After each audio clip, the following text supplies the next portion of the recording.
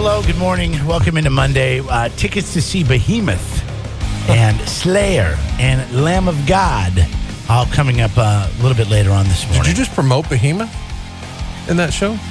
I'm just reading backwards. Going down on the 8th at the Vina Robles Amphitheater? Aren't they all about the same? No, Slayer's the headliner.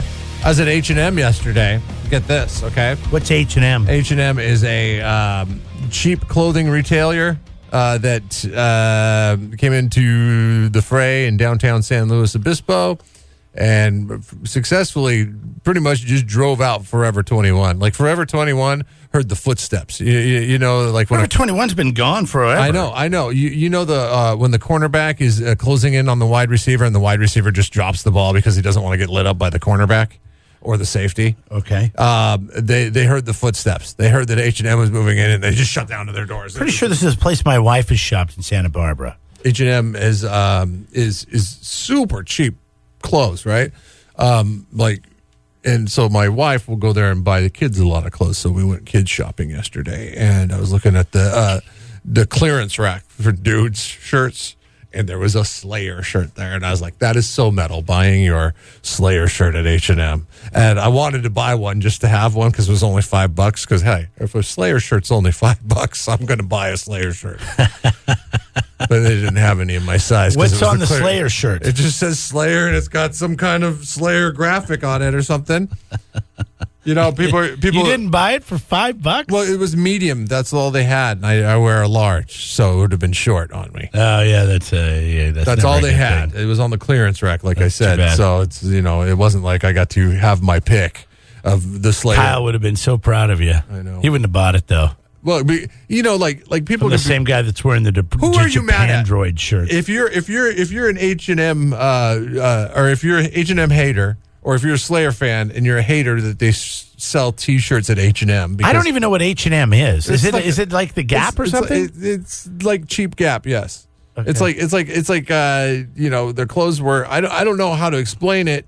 Except for everything is like you go in there and you look at the price tag or something. You're like, really? It's only that much? Well, I can go ahead and buy that, especially on the clearance rack. You can get yourself in some serious clearance rack trouble. Ended up with all kinds of shirts. Is it like going to Kohl's then? No, it's better. It's better? It's even better than Kohl's. Yeah, like the prices are even like cheaper than Kohl's. But I will tell you this. That my daughter wears a fair amount of clothes there because the kids' clothes are cheap. But the problem is they fall apart. It's not like high quality or anything. Oh, it's kind of like Old Navy. Sure, yeah, you can go that route on that. But they so are you more mad if you're a Slayer fan at Slayer for allowing their shirt to be sold at H&M or H&M for selling the Slayer shirt? Because like people are like, oh man, that's such sellout stuff. That's so sellout. Everybody sells out. That's how you have to. That's how you survive nowadays. That's sellout that they're selling Metallica shirts at Urban Outfitters. Well, Metallica had to license the shirts to Urban Outfitters to sell, so they're the ones that made the decision on that. Shouldn't you be mad at them and not the folks at the retailer that are just trying to move product? Yeah, I would agree with you there. Yeah, so there you go. Be mad at your Slayer guys. So we got tickets. 7 o'clock? We'll give those away, and you can go see them on Tuesday, August the 8th at the Vina Robles Amphitheater. If I would have bought the Slayer shirt and showed up at the Vina Robles Amphitheater, do you think I would have got my ass kicked? I mean, the chances of any of that happening were slim and none. I don't think anybody's going to know where you bought your shirt. Oh, I doubt there's a lot of people that listen to Slayer that are shopping at something that's equivalent to Old Navy. I don't know if it didn't say the Hell and Fire tour from 2003 and it was just a generic old Slayer shirt. People were like, that's a poser right there. That's a poser right there. Let's kick his ass. Have you ever bought any poser stuff? Have you ever bought any shirts that because they were cheap somewhere else? Just bought a shirt because it's cheap. Yeah, I do it all the time. Band shirts? Not band shirts. I don't own any band shirts. I don't buy any band shirts. The Japantroid shirt that I'm wearing today is the only band shirt I have, and a Pearl Jam shirt. But I will buy just blank T-shirts if they're on the clearance rack. That's where 95% of my T-shirts come from. The clearance rack at either Gap or H&M or yeah, that's about it. Gap or H&M. Nice. All right. Just so you know. ACDC coming up. You asked, brother. How pathetic can some people be? I don't do a lot of political stuff. That's what you're into. I've always said this, though, about politics. I've always said I like my politicians like I like my baseball players. And by that, I, of course, mean Republican. And by Republican, I, of course, mean Dominican Republican. Relax, folks. You think I'm crazy? Come on. If you were booing or cheering the first part of that joke, you thought you were booing conservatism. Turns out you're just a racist, and you don't like utility infielders. And what did they do to you, right? What did they do to you? Nothing. That's what they did to you. Dumbass of the day. 93.3 KZOC. Your boy was at it again. I guess a couple weeks ago, Chris Christie caught a foul ball at Citi Field. Well, yeah, just what? Any jack, I can't even say it, jerk off is my boy. Jag-off. Jag-off. That's what I was looking for. So any jag-off is my boy. Okay. Thanks. Jag. Oh, yeah. Like Welcome to the Jaguar. Jag-off club. Jaguar. Yeah. No, he's your boy because you pronounce your love for the GOP on a regular basis. No. That's his jam. I have no man. love for Chris Christie. The guy's an idiot. The guy closes a beach on 4th of July and then shows up there just to taunt people. He's the only one on the beach. Who does that? Napoleon? He's really, it's funny to watch this because, these are his final days as governor of New Jersey. Now he's just he's going all rogue New Jersey governor. This happened at a Cubs Brewers game over the weekend. Okay. First of all, he was booed at Citi Field a couple weeks ago by Mets fans when he caught the foul ball.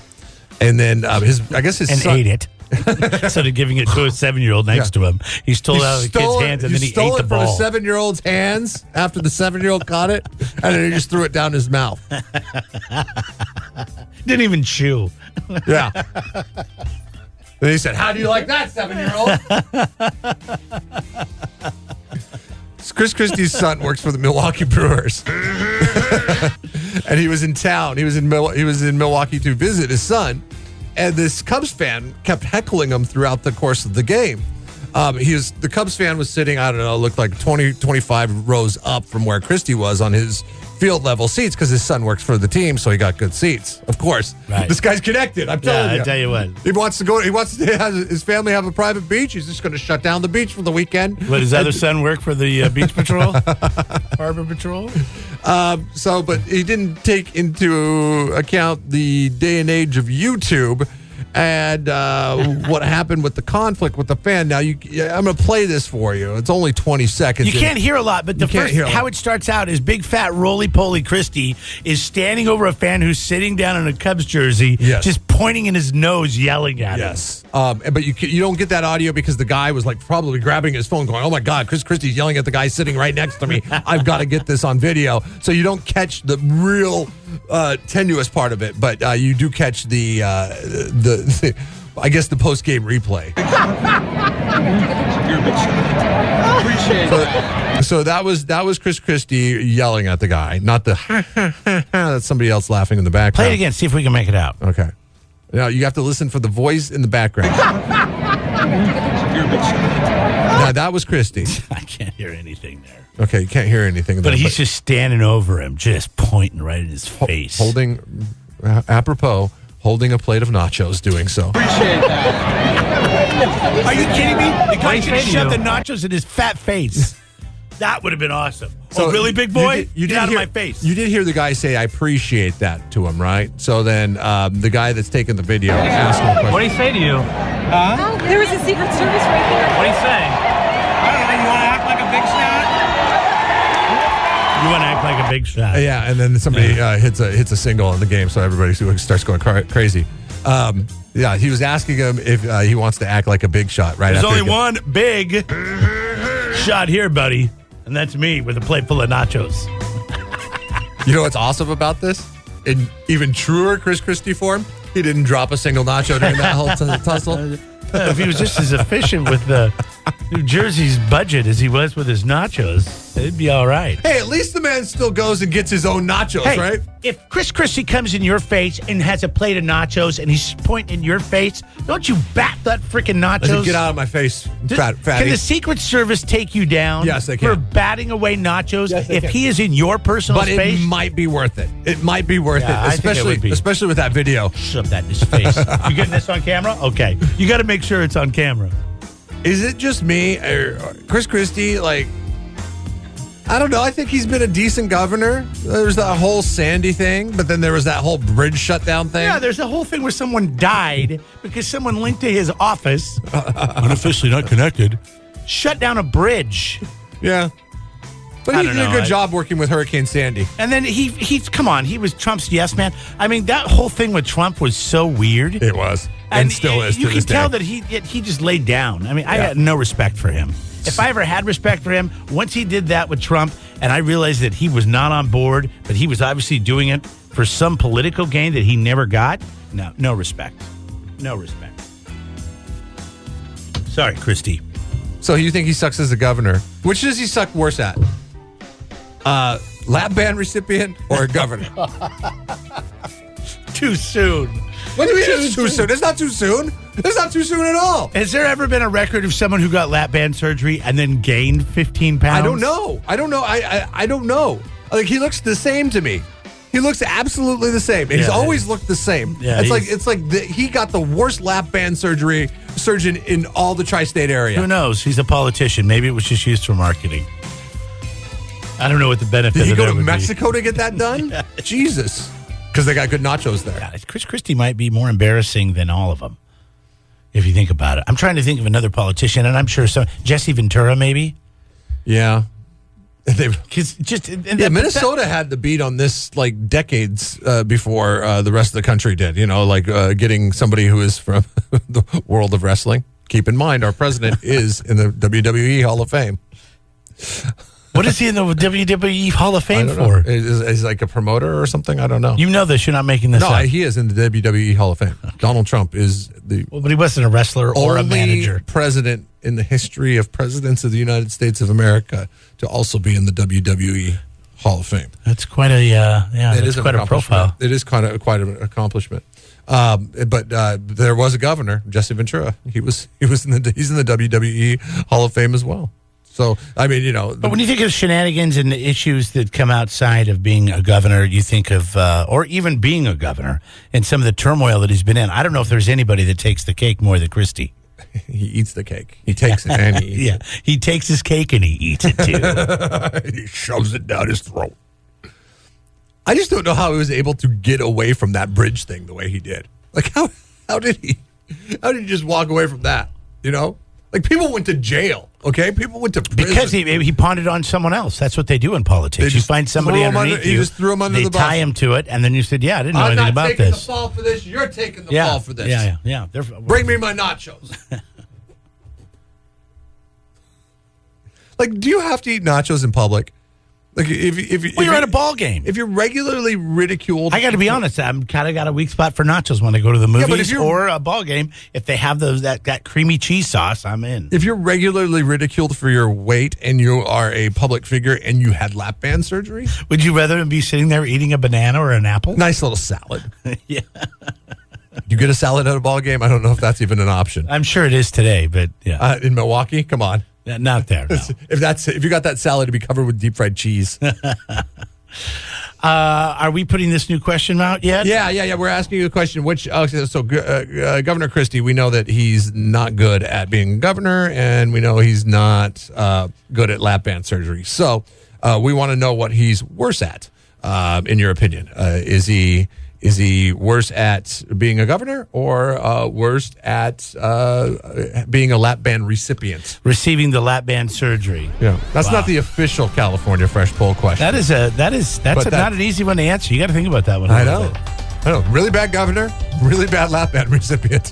Which one has he sucked more at? I don't know. It's a tough one. We need to crowdsource your responses right now on the social media. It's at Jeff and Jeremy, or you can link up by going to KZOZ.com. 93.3 KZOZ rocks. Now, back to Jeff and Jeremy in the morning. You know who John Urschel is? The name sounds familiar. He is a lineman for the Ravens. Okay. And he is retiring at the age of 26. Okay. He's also a math genius. He's been pursuing his degree from MIT on the side while he's been playing for the Baltimore Ravens. And jeez, that's pretty good. Yeah, no kidding. Because, I mean, it's demanding, probably being a football player, but it's also demanding getting a doctorate from MIT. MIT, right. So he has now decided to retire, and he will go full in on the doctorate from MIT at the age of 26. He said that he loves football, but he made the decision to walk. Now, this is a math genius, okay? So I would think every decision he makes in his life is calculated because he's a math genius. So math has got to come into the fray on every decision he is making in life. And he makes a lot of money as a National Football League player, right? I mean, he's a lineman for the Baltimore Ravens. Yeah, he's not killing it with receiver or quarterback money, but he's doing all right. He makes a good chunk of change working in the National Football League. He has made the decision to walk away from the game because of the risk of head trauma. Yeah. I was reading something last week where they studied 110 former football players, and 109 of them had some sort of concussion problem. Yeah. Is football going to be around 25 years from now? I know you don't think it's going to be around for 25 years. I think it will be. I don't know what kind of form it'll be around, but I think football will always be around. But it could change. I mean, it might be different. They might be wearing flags.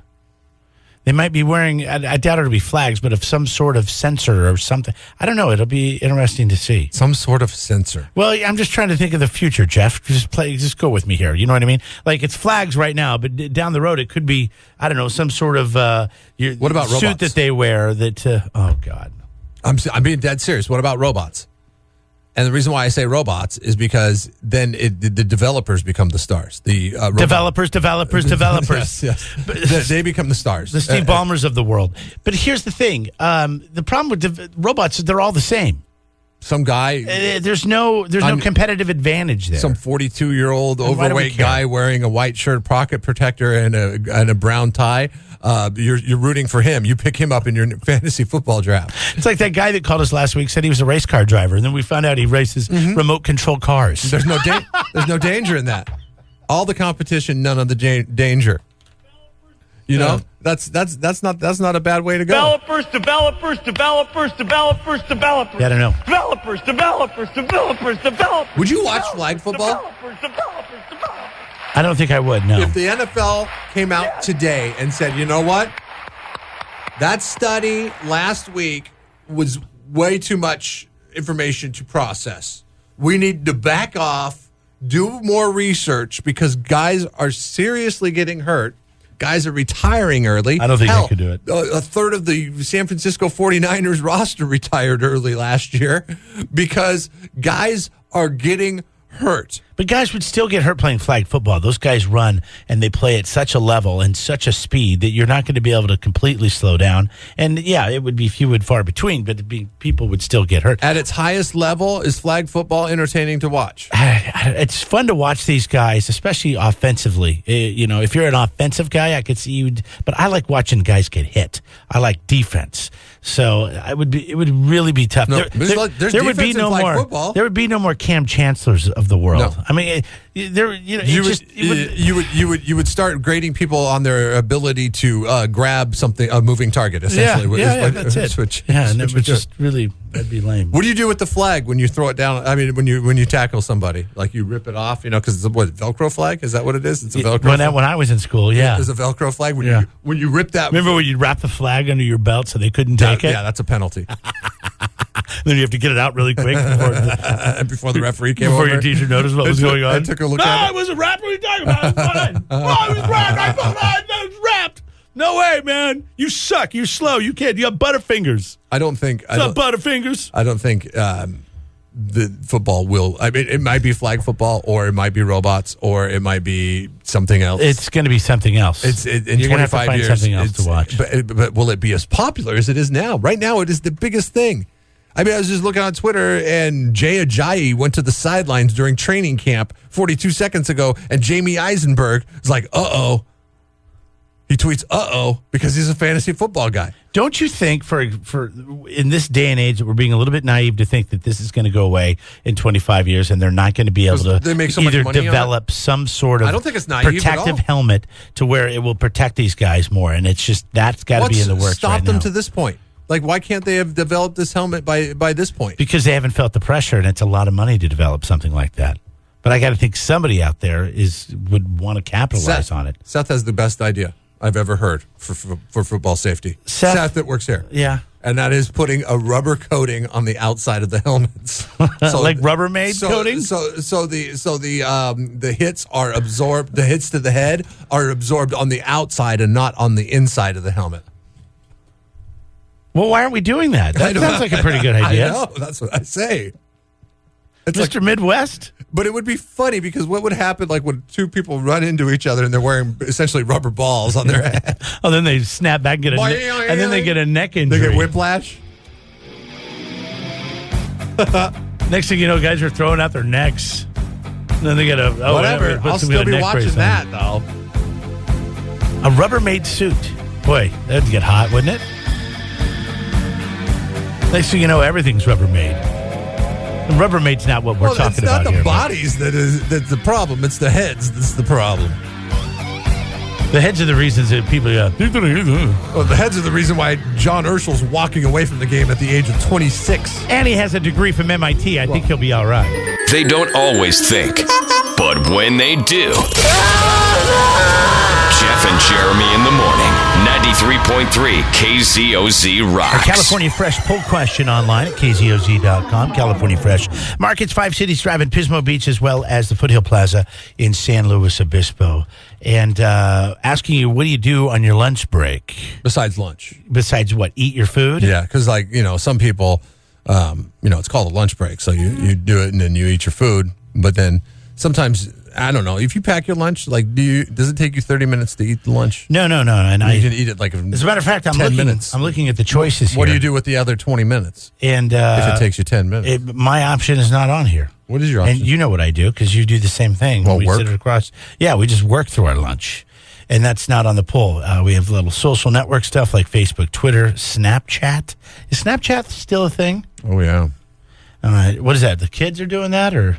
I don't know. I have a friend who's a realtor, and he was trying to get me. I felt like I was getting. It's a car salesman. It's the same thing. I totally understand why they would do it. I feel like I'm getting. I was getting pitched Amway as to why. This is what I mean. Sales. Well, why I'm not on Snapchat? He's like, dude, you're not on Snapchat. And he went through and he showed me like what he does when he stages houses, and I'm like, oh, cool. Okay, does it work for him though? Because he can do a little video of the house. Is that the point of it? He says it works for him, but he also smokes a ton of weed. Okay, so I think what it does is when he does. So what he'll do is he'll do Snapchat, and then it organizes all his thoughts for him. So if he ever forgets something, he can go back and look at his go back snaps. and be like, oh yeah, Tuesday. Okay, there we go. There you go. He's like, hey, buddy, if I start smoking a bunch of weed, then I'll make sure I'll Snapchat everything I do so I don't forget. But I thought Snapchats disappear right away. Maybe they've changed that. After a day, he said they do disappear unless you decide to save them or something. He said that,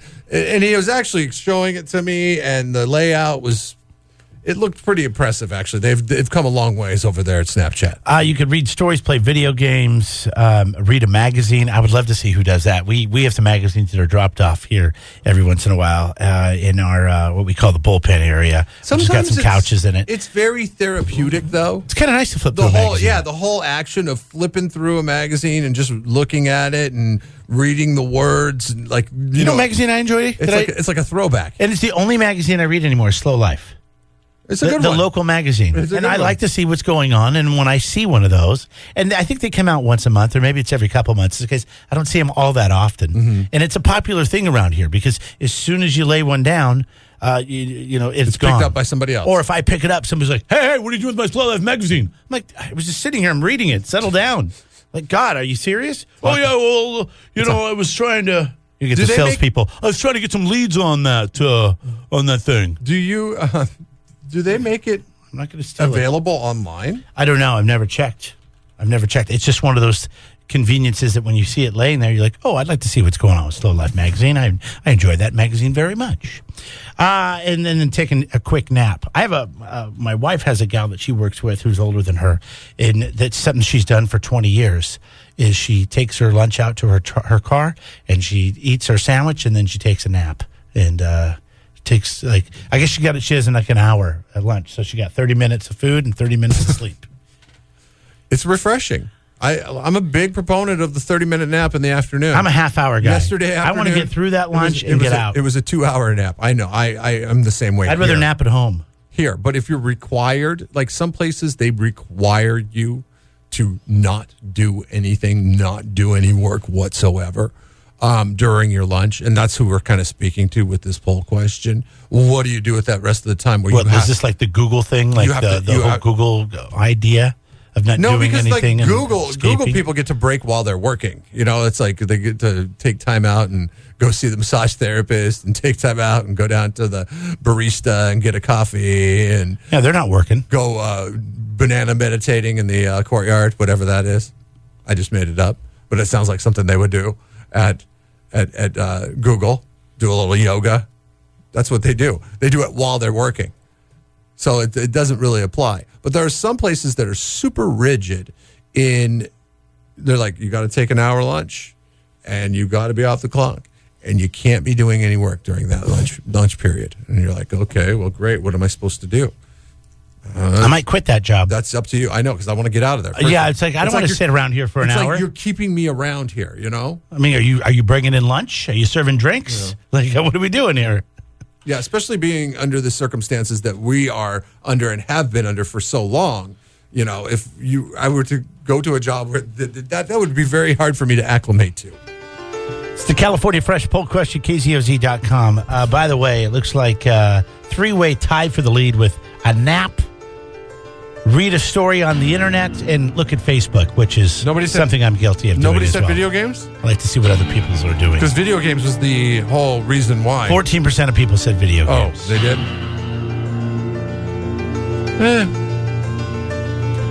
To me, if I see somebody playing video games at work, break or not, I just think, dude, can't you be doing something? Right. I think loser. I'm sorry. I'm thinking, like, how old are you? Like, I haven't played a video game in, 15 years. Isn't there more important things we could be doing with this time? I mean, my stepdad is 63 years old, still plays that Candy Crush. Oh, no. I just like, God, you're more intelligent than this. To be retired. maybe that's the problem. He just needs something to do. He's bored. It's nice. The biggest problem in your life is your stepson ridiculing you because of your gameplay on your Android. You don't got any problems in your life if that's your biggest problem. Jeff and Jeremy in the morning. Time to give away these tickets to go see Slayer. What's the jam? Yeah. What's the jam? Yeah. You gotta figure it out.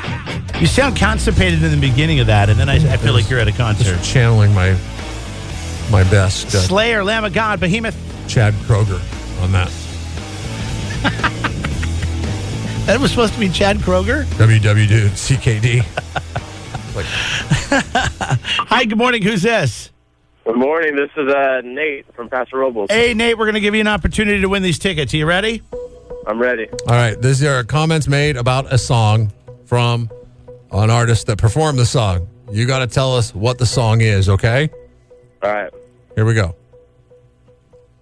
That song really didn't blossom until the last stages of recording.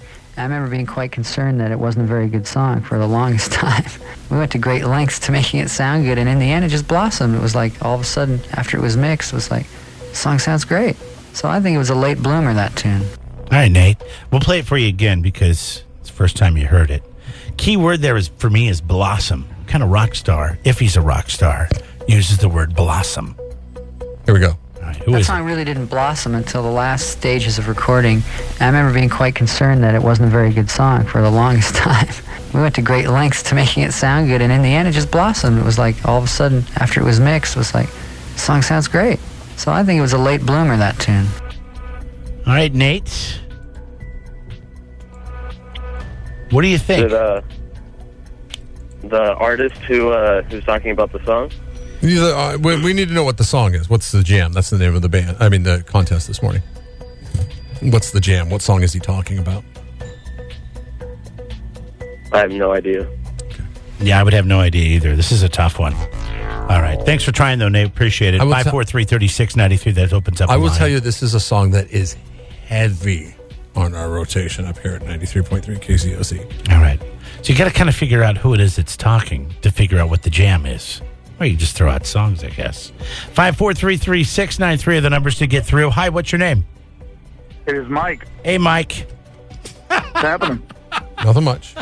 So, what's so I was funny? just talking about you because this is Mike Manala, right? Yeah, I'm in town for a while. Oh, my God. I was like, you know who would get this is Mike Manala, but too bad he lives in Oregon. All right, give it a listen, okay, Mike? That song really didn't blossom until the last stages of recording. I remember being quite concerned that it wasn't a very good song for the longest time. We went to great lengths to making it sound good, and in the end, it just blossomed. It was like, all of a sudden, after it was mixed, it was like, the song sounds great. So I think it was a late bloomer, that tune. All right, Mike, who do you think it is? All right. Or not who do you think it, what song do you think it is? I think it is Tom Sawyer. That is correct. Yes, of course, that is correct. I mean, We just had the buzzers ready, but no, that is right, man. Congratulations. How did you get that from that? Well, I recognize Geddy Lee's voice. Uh-huh. And second, you got to be talking of probably a big hit, not some obscure number. So I just kind of put two and two together. Yeah, yesterday was his birthday. He was 64. Turned 64 yesterday. Plus, Mike is a guy. I know you're a big fan of Rush, but I mean, you're just a big concert guy in general. And I was just thinking about you over the probably weekend. Had conversations with Geddy Lee That I didn't see you at any of the fairs because you've moved away, and I know you've listened to KZOZ for a number of years and been to so many shows. And I was just like, God, I kind of miss seeing Mike at the fair because he's like, you're always like a 13-year-old kid. You're like, man, I'm going to try to get back there and see if I can get him to sign my record.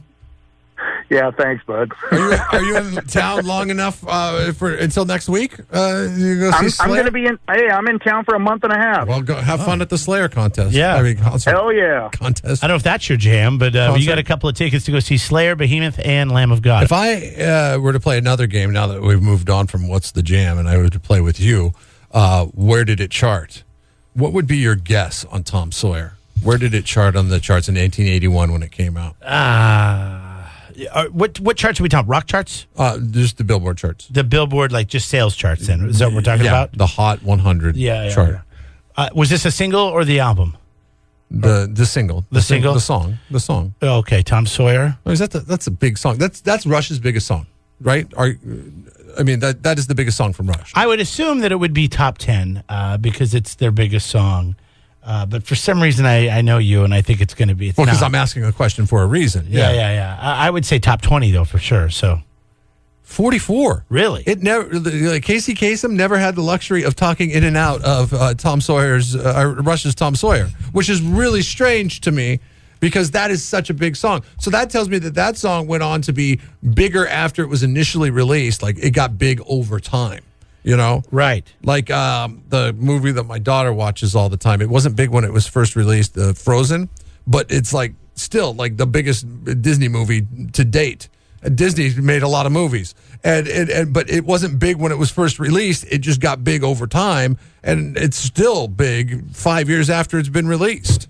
It's strange how these things work. Like with Tom Sawyer, that is their Stairway to Heaven. Tom Sawyer is Rush's Stairway to Heaven, and it only peaked at 44 on the charts, which is just insanity. These charts are so crazy. I was just looking at the year-end top 100 charts. That's completely different, by the way, because I want to know what were the other songs that were so damn popular in 1981. That were better than Tom Sawyer, right? And there are lots of charts there are lots of songs that you probably don't even remember that charted higher than the most iconic song from Rush that they cranked out to date. I mean, if you were to play The Feud and you ask people on the street name a Rush song, they would say Tom Sawyer. In tune of like 60% of them would say Tom Sawyer. Yeah, right. I mean, think of all the songs that came out in 1981 and one-hit wonders and crap songs that probably charted higher than Tom Sawyer from Rush. And I'm sorry that I'm an idiot and I cannot figure this out because I keep getting year-end charts and I typed in Billboard Top 50 1981. Let's just do Top 20. I mean, yeah. You go through some of those songs. oh, here it is. It's the same thing. It's different than your list for some reason, but number 1 was Betty Davis Eyes by Kim Carnes. Okay. That's a number big song. 2 was Diana Ross and Lionel Richie. You don't even know their song they sang? Islands in the Stream. No. I don't know.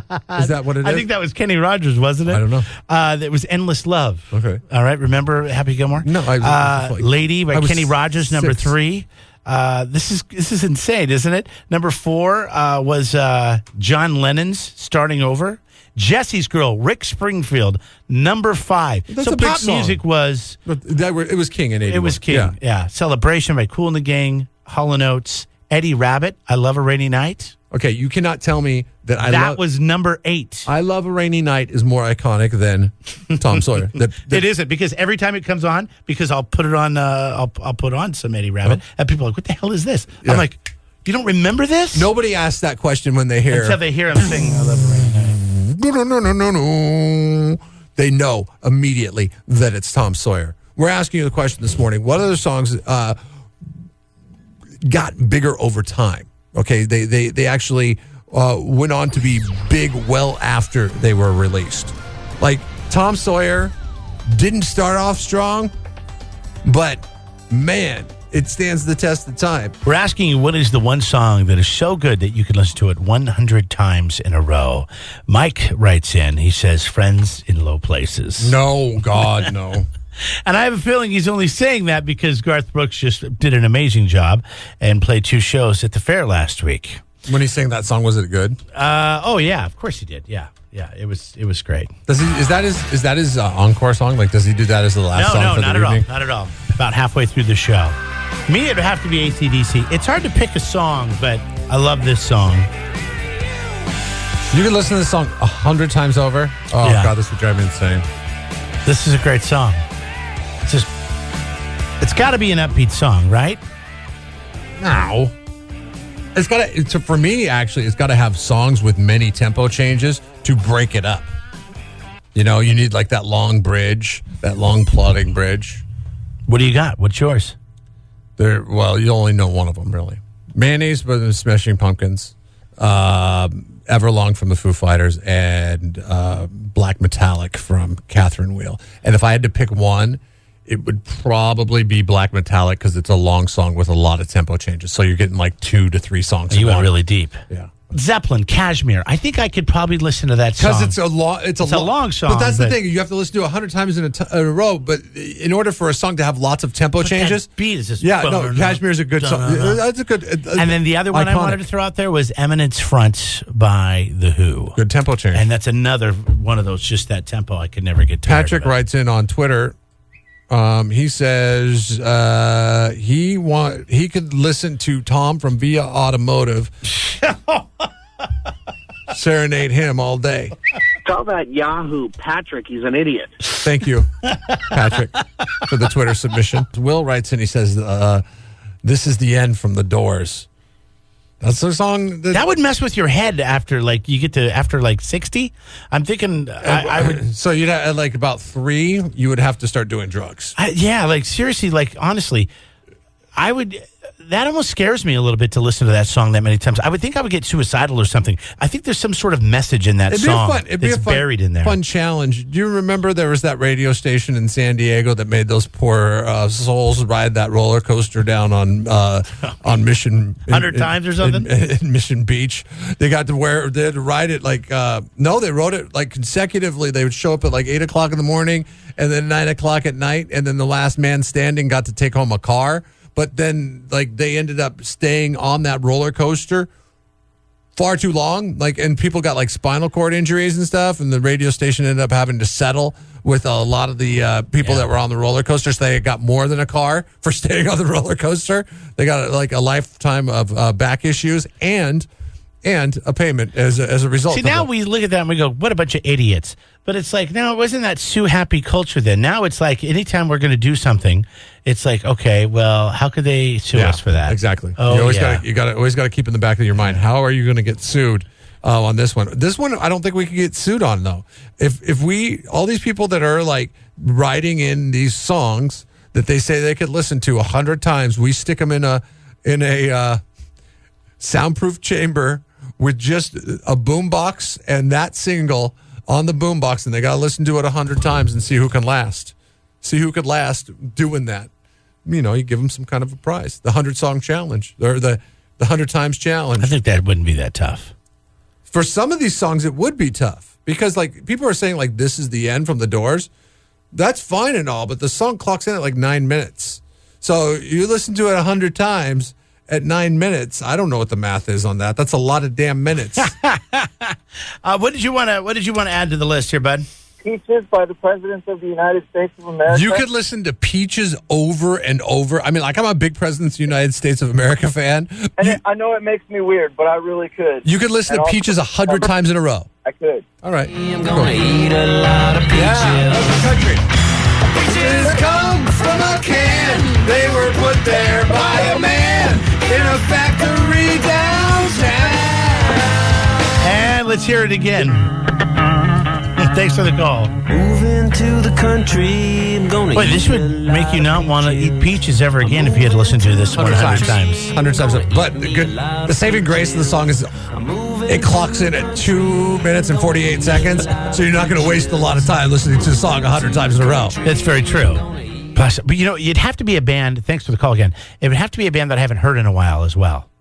Because if it's something you already hear a lot, that's what would really weigh in on you. But if it's something you haven't listened to in a long time, I think the first 20 times might actually go a little bit faster. So you're saying Closer from the Chainsmokers, probably not a song that you could listen to 100 times? I don't even know that song. Oh, maybe you could hear it then 100 times. Maybe I could, but I don't know. I know it's like EDM, right? Is that the EDM song? No. I was at the concert. There was a lot of EDM. There's no EDM.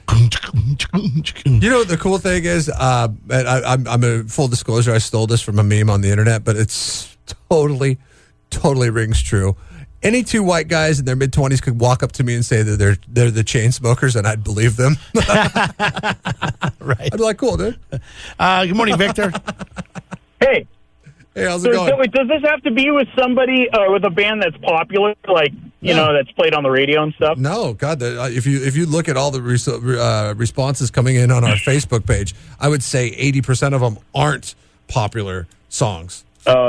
Yeah, I would listen to The Quaz by No Effects. I could do that 100 times for sure. How long is the song? I'm not familiar with it. Well, it's probably short because it's No Effects. It's probably like 20-something seconds. Okay, there you go. It's 20 seconds. Come on, are you kidding me? You're going to get away with a 20-second song? Punk songs. I mean, that's what they do. Yeah, the key is to listen to punk songs. They're super short. Yeah. Wait a second. Is that like the shortest punk song of all time? Because I'm not a punk guy. It's the Quaz. I'm not exact. It's Quass. The Quaz. Oh, yeah. I'm not exactly sure how long it is, but it's just a few seconds.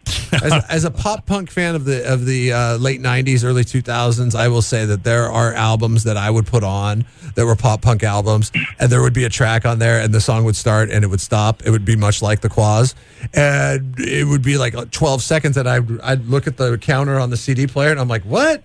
I'm like, no, there must be a problem with the CD, and I go back and I play it again, and the song would be 12 seconds again. I'm like, oh, yeah. Then I look at the line. Yeah, there's like 20-minute punk albums. You know, it's like, what the heck? I just put that album on. It's over already. You felt like you're kind of getting gypped as a pop punk fan in the late 90s, early 2000s. You're like, I should have got like 3 CDs for the price of this one. Thanks for the call, Victor. Got a new KZOZ.com California Fresh poll question. It has to do with the world of football and whether or not you would like your son to play the game. Earlier we were talking about that football player from Baltimore who has decided to leave the game.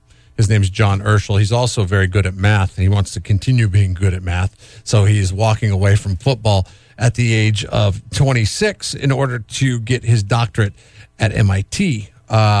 He said his decision to walk away from the game had a lot to do with the risk involved in it from head trauma. There was that study that came out last week. They said they examined brains of 110 ex-NFL players. 109 of them had brain trauma.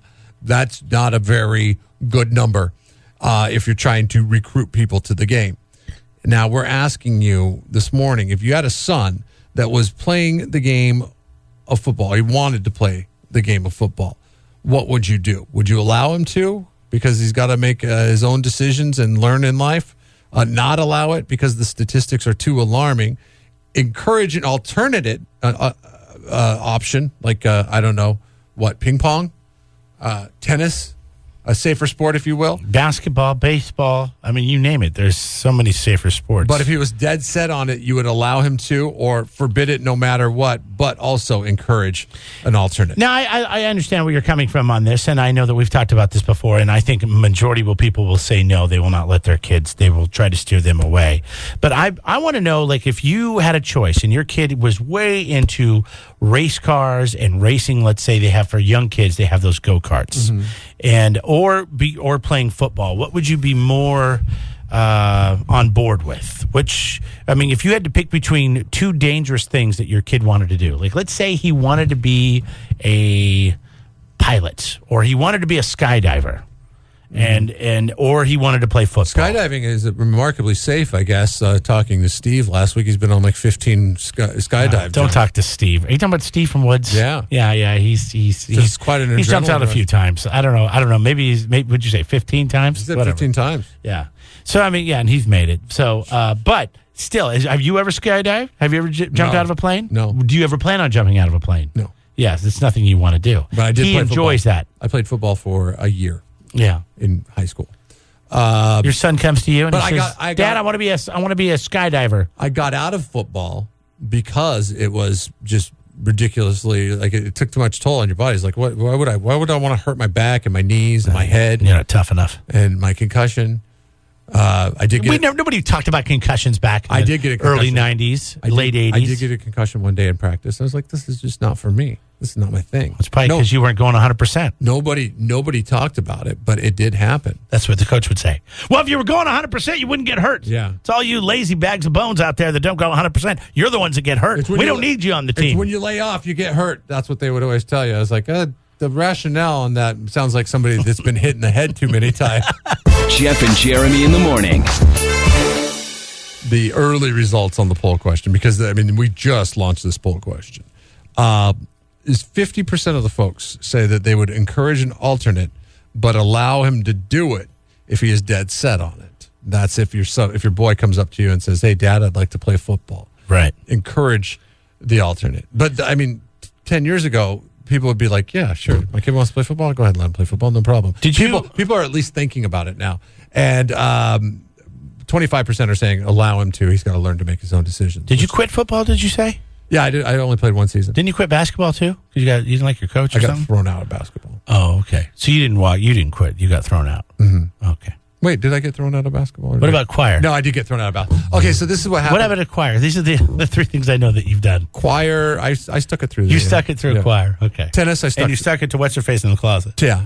Tennis, I stuck it through till the end. Oh, I forgot about tennis. Yeah. Tennis was fun. Tennis was the most enjoyable.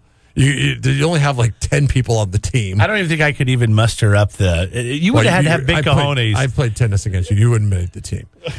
Even at my school. Well, maybe if I was younger and I would have learned the game a little bit younger. Even at my school. Yeah. But I'm pretty sure Lisa Gregg was better than you at tennis. It was like, if you could get on the golf team, great if you were good enough. But the tennis team, like, I don't know, it took a lot of guts to be on the tennis team. You get a lot of razz. Yeah, you do. Especially because it's spring sports season, so soccer and baseball coincide with it.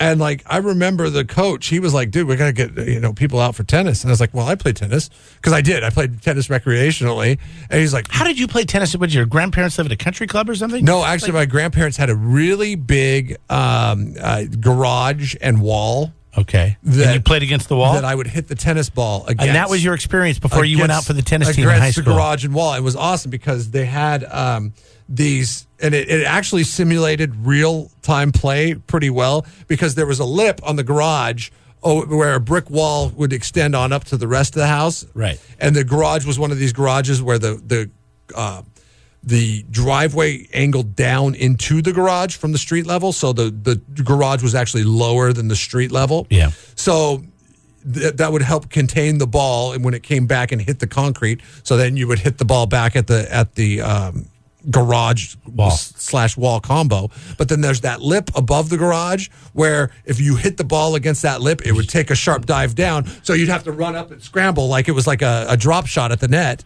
And then also there was these. Did you have any friends? No, I didn't. I was an only child.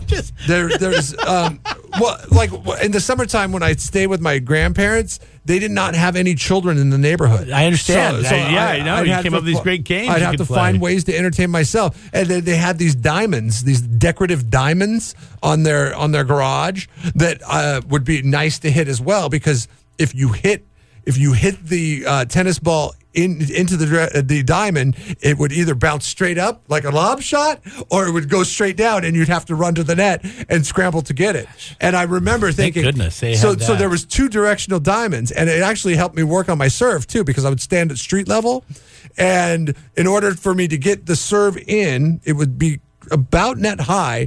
I would need to get it in the diamond. So I would simulate the first serve and the second serve, and then that if it went into the diamond, I would play matches against the house. That's how pathetic my upbringing was. Your childhood was. Or what age was this? Or how your teenage years? How non-existent youth tennis was in Mount Lake Terrace, Washington, which I think that had something to do with it too. Because you're the only guy I know that played tennis. Yeah, by in the the way. 80s, I don't know anyone else. Did not play tennis. Kids just did not play tennis. Right. California apparently suffering from a weed surplus.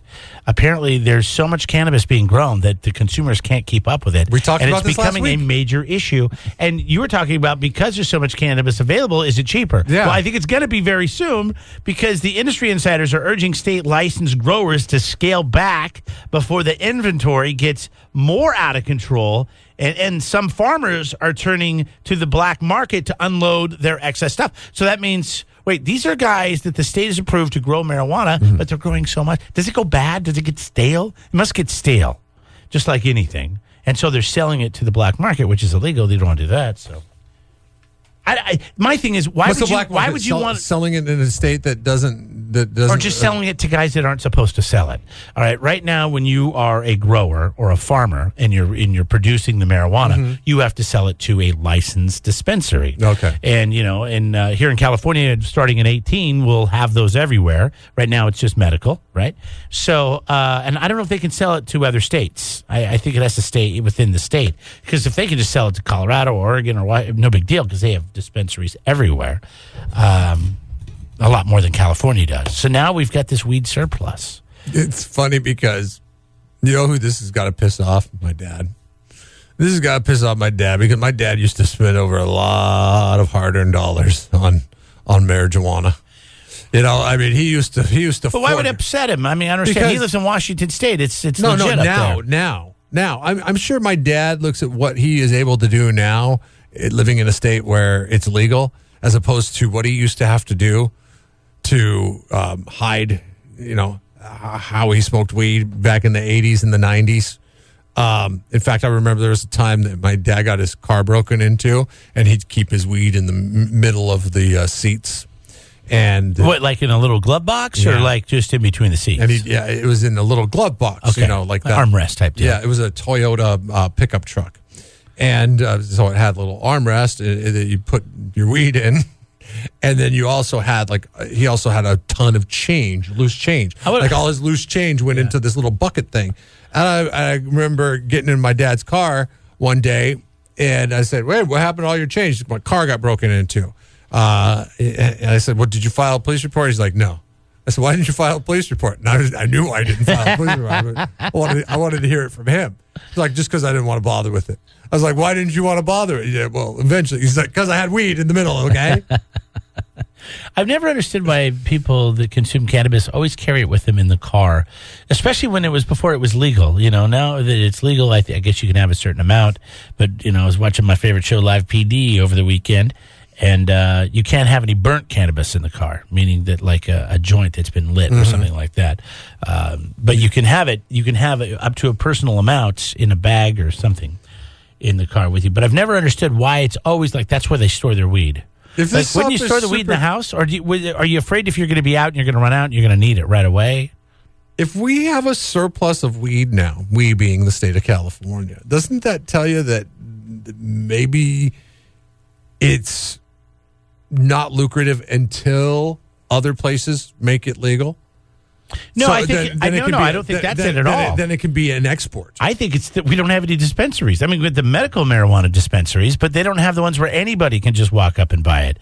I think still to purchase it, and I don't know because I don't do it, but how do you get it? Like, let's say you don't have a medical card and you just want to get some. Like, let's say, hey, you know what? I'm going to be kicking it this weekend. I haven't seen my wife in a while. Get a couple of J's. Is that what they still call it? Get a couple of J's. Call it scoring a lid, Jeremy. Come on. Or, get with the times. Give me some chocolates or some edibles. Get with How the do I times. get this stuff if I don't have one of these dispensary cards? Or one of these, medical marijuana cards. Yeah, that's the it's problem. funny. They just don't have a way to distribute it right now. They've grown way too fast. I was talking to a friend of mine, the same guy that's was brought up earlier, that is the realtor. The real estate guy that smokes a lot of weed? Big into Snapchat. Yeah. His son just graduated from college, and he came down here to go on vacation. He went to San Francisco, and he went to a smoke shop, a head shop in San Francisco, and he said, "Hey, you guys, weed's legal here now." He's like, "Yeah." And he's like, "Well, where can I buy it?" And he's like, "You can't buy it anywhere unless you have a medical card, not till next year."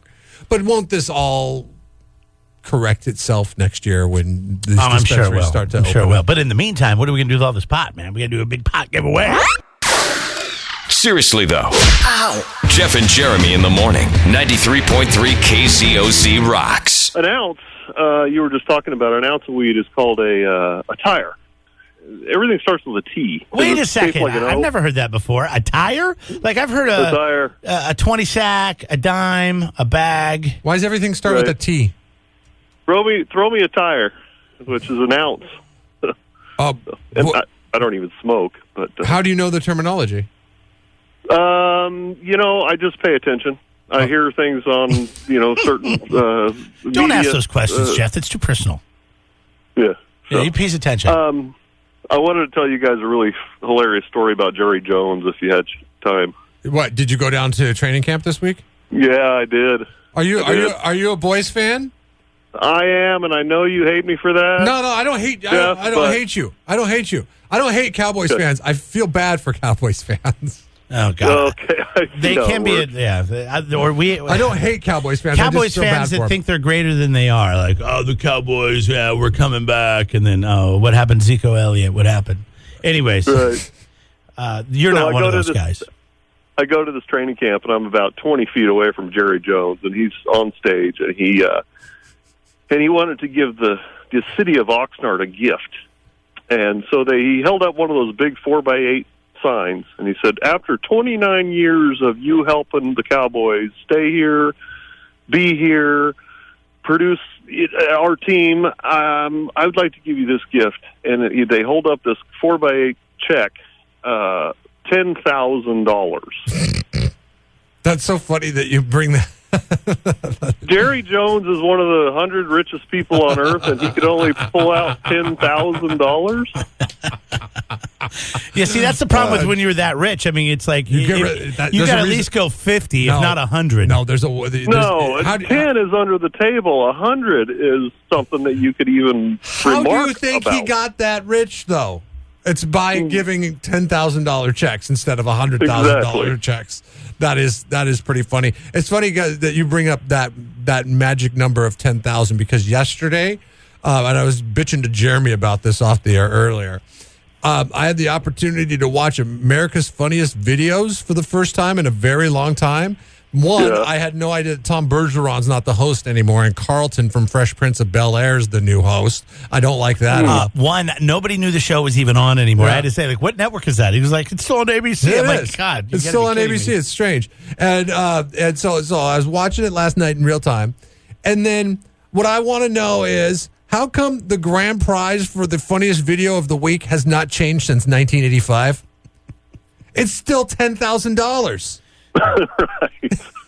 Like every other show. Inflation, people. Because everybody wants to be on TV. You know what I mean? Like, I don't even know if they need to offer $10,000. Every other show that has had prizes, like you're telling me that they're giving away the same thing on The Price is Right that they were giving away in 1985? No! Inflation has made up for that. And they have, like, Wheel of Fortune, same thing. Look at Jeopardy, though. Same thing. Same numbers. No, the numbers have gone up in Jeopardy. They have. They used to be like 100, 200, 300, 400, 500 was the most. Well, now it's like 1,000's the most during the first round, and then the second round, 2,000's the most. Right. It has gone like up. It's been like it that has for a gone while. up. And for Jeopardy, it has gone up minimally. But on America's Funniest Videos, it has gone up not at all. Okay? Now, granted, if you wanted to win the $10,000 prize back in 1985 or whenever America's Funniest Videos took the scene, you had work to do because you actually had to record it, tape it, send a self-addressed stamped envelope to the people with your VHS tape in it. Now you just upload it to a website. So it was some work back in the day as opposed to now. But still, that grand prize has got to be more than what it was in 1985 for me to even contemplate doing America's Funniest Videos. Let me ask you this. Did anybody boo him when he revealed the $10,000 check or laugh? Well, there was 1,500 of us there, and I think 5 or 6 people clapped, and it was like the Nicole Kidman clap. Oh, really? So nobody heard it, right? Well, everybody heard it, but everybody was kind of disappointed. So it was hilarious. All right. Well, thanks for the update. Appreciate it. You got it. We'll see you guys. Thanks for the gift, Jerry. Jeff and Jeremy in the morning. 93.3 KZOZ rocks. Things we didn't get to in hashtag form with Jeff and Jeremy in the morning. Hashtag the numbers don't match up. Netflix. Everybody, like, you always hear great things about Netflix, right? You're like, invest in Netflix, invest in Netflix. Until you hear that they are spending a lot of money on their original programming. The problem with Netflix is there's so many ways to pirate it. I mean, we all know ways to do that. But, I mean, there's just ways that people are pirating these shows, and as popular as they are, that concerns me a little bit. They have $6 billion that they're spending this year in content. Their cash coming in is $2.5 billion. They make $2.5 billion off their subscribers this year, but they're spending $6 billion on what they call their own content. What's scary to me on that is when you're spending more than you're making right now, and you're planning on making more down the road, technology is changing so fast that you might have to revamp everything in 5 years. What you said makes sense, actually. There are ways to get these shows without getting Netflix. Without paying for Netflix. And you have got to figure out that problem before you just start dumping a lot of more money into all these different shows that you have, like Orange is the New Black and House of Cards and The Crown and all these different shows that as they get more popular and people will subscribe to your service for them, keep in mind that they're going to cost you more money for the actors and the producers and the directors and the creators of these shows. And that's the problem that Netflix is running into. And they're afraid that the bubble's going to burst on Netflix, making it a not viable option. What would you do if Netflix went away tomorrow? I would just keep pirating shows. I mean, I don't watch that much Netflix, but I do really like Netflix. I mean, like, you can get all your old shows on it, like The Office. It's hard to find that in syndication, but you can get it on demand on Netflix. So I definitely use Netflix a lot. My 30-day just ran up, by the way, today. Today's my last day, my 30-day. So you got to go back to the pirating? So we did my wife in June, and then we did me here, and now what do I got to do? I'm going to use your email address, make up that you live with me. No, you're not. Just keep trying to get my 30 days. By the way, their debt is at $20 billion right now. Damn. That's a hard number to swallow. That's with a B, folks. That's their debt. A B. Because, this year, it's a $4 billion difference Last year, it was more than a $4 billion, going back. They need hashtag Balmer. I understand that you got to spend money to make money, but the problem is I think they're spending too much money to make not as much money. Who do people say you look like, Jeff? I get... Don't you get Bradley Cooper sometimes? No. Owen Wilson. Oh, okay. And Diplo. I don't know. Diplo. Who's Diplo again? Because nobody knows. He's some disc jockey. He's a techno. Yeah. He's an EDM that's DJ. What I mean. Yeah, he's a DJ. Yeah. I don't think they call themselves. He makes software. He's a mix master. Software Diplo. program. He does like raves and stuff like that. I still don't know. Like I know what he looks like because I Google imaged him. Right. But yeah, handsome face. George Clooney apparently, which doesn't really probably surprise anybody, has the best facial features.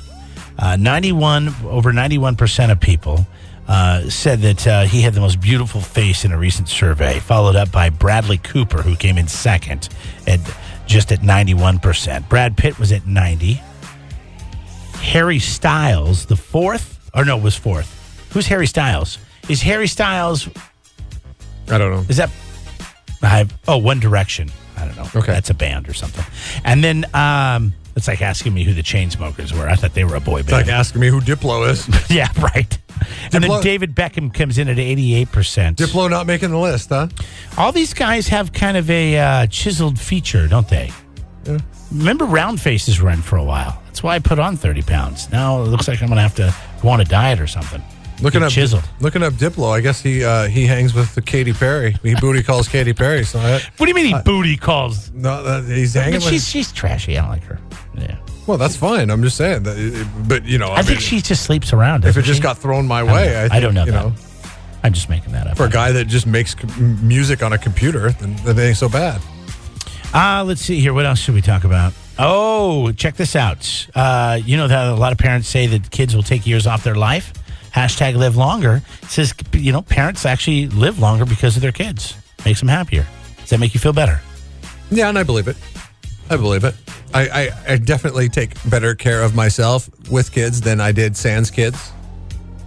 Because before you had kids, you were just you were drinking and eating fast food all the time. A certain sense of responsibility that you have to the little ones to make sure that they're cared for all the way through their 20s. After 20, though, it's YOLO. After they turn 20, it's YOLO, man. I would be. According to a new survey, I'll be rolling like Diplo with Katy Perry on the American Riviera. How long do you think the average couple dates for before they get married? I'd say 3.6 years. 3.6. That's interesting you would say it like that. Not 3.5, but 3.6. Because it's a little over a half. 4.9 years. What is that? Almost 5. Yeah. Almost 5. How long did you date for before you got married? 3.6. That's why I said it. Oh, okay. 13.2. I know. That's good. That's my number. That's the long. But that's what happens when you meet the girl in high school. That's the long play. Yeah. The long play? Yeah. Took the long way home. You wanted to see if she was dedicated. And she was. Yeah, we talked about this. I mean, not only is there a dedication factor, but, can she really deal with this for the rest of her life? She passed it. She won. She passed the test. She wins? She wins. I don't know if she won. KCOZ. KCOZ. It's time to play Know the Show. Score yourself right now the brand new charbroiled chicken sandwich, no antibiotics, available in Barbecue Chicken Club, and now the new Hawaiian chicken sandwich, only at Carl's Jr. We'll have one of these for you if you know the show today. Jeremy said that he would do this to Chris Christie if he came up to him and started berating him at a baseball game. All right, while holding a plate of nachos. There's a tub. Big boys carry tubs. A 55-gallon vat. Sorry, that's okay. You're back on the job now, though. 55-gallon drum of nachos. What would Jeremy do to Chris Christie if he comes up in his face? He points in my face. He puts that finger in my nose while holding a tub of nachos. He's getting the wrath. What's your name? Rick. Go ahead, Rick. What am I going to do to Chris Christie when he puts that finger in my face? You're going to shove that tub of nachos back in his face. Yeah. Take that, big boy. Smash. Yeah, but the problem is then he would just probably just lay down on you. Smash. Either that or stop everything he's doing and salvage whatever he can of the nachos. Now, earlier... lick the rest of it off his face. Now, Rick, earlier when Jeff played that soundbite, the guy that was recording it said, yeah, the Secret Service was right behind him. Is the Secret Service going to be up my ass if I shove a plate of nachos in Chris Christie's face after he finger assaults me? He didn't finger assault you. I don't think it's Secret Service. He might have some bodyguards around, but I don't think the guy qualifies for Secret Service. Well, I'm just either way. I mean, if I'm with Chris Christie, yeah, I'm sure somebody would carry you out. I guess it would be worth it. Especially because his son works for the Brewers, and that's where it happened. It happened at the Milwaukee Stadium there, where the Miller. And if somebody got it on video, it'd definitely be worth it. How embarrassed are you of your dad? I mean, the guy got lap band surgery and gained 25 pounds. I mean, he's an embarrassment to the family. His politics, the way he governs. He shuts down a beach and then taunts everybody. Invites a news crew out to tape him sitting there on the sand when no one else can be there? Yeah, I'll tell you this. That was terrible. Chris Christie has never been one to shy away from benefits. Remember, he was sitting at the side of the field at his son's, the team that his son works for, sitting at the field level seats for the Brewers and the Cubs game, which is a big game because they're both battling for first place in the NL Central. Plus, remember many years ago when he was in the suite at Cowboy Stadium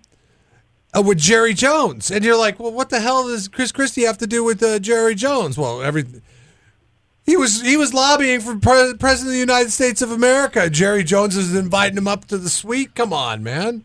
God, well. Can you imagine if he would have tried to shut our beach down on the 4th of July? The Bakersfield would have ran him over. Thanks, God. They're big trucks. He would have never made it back east. Well, hey, thanks for listening, Rick. We've got this brand new chicken sandwich, the charboiled chicken sandwich with no antibiotics from Carl's Jr. Hold on the line here. I think I said hormones earlier, and I'm not a doctor, so I don't know if that's the same, but there's no antibiotics in this thing. And it's available in Barbecue Chicken Club and now the new Hawaiian chicken sandwich. I don't think your entry-level qualification for knowing the difference between antibiotics and hormones is that you have to be a doctor. Probably just a quick Wikipedia search if it's something you're going to lose sleep over. I'm just saying. Are antibiotics hormones? No. I would say no. I would say they're different. I would say that neither is good in your chicken. Yeah, right. Well, you don't have to worry about that when you go with Carl's Jr. All right, very cool. Thanks to Carl's Jr. Thanks to Firestone 805. Thanks to the Vina Robles Amphitheater for giving us those tickets to give away today to see Slayer a week from tomorrow. Tomorrow's the first day of August. Yeah, you got any big plans? Yeah, I'll be here. Okay. Yeah, how about you? Sounds good to me. You'll be here too? Yeah. Jeff and Jeremy in the morning.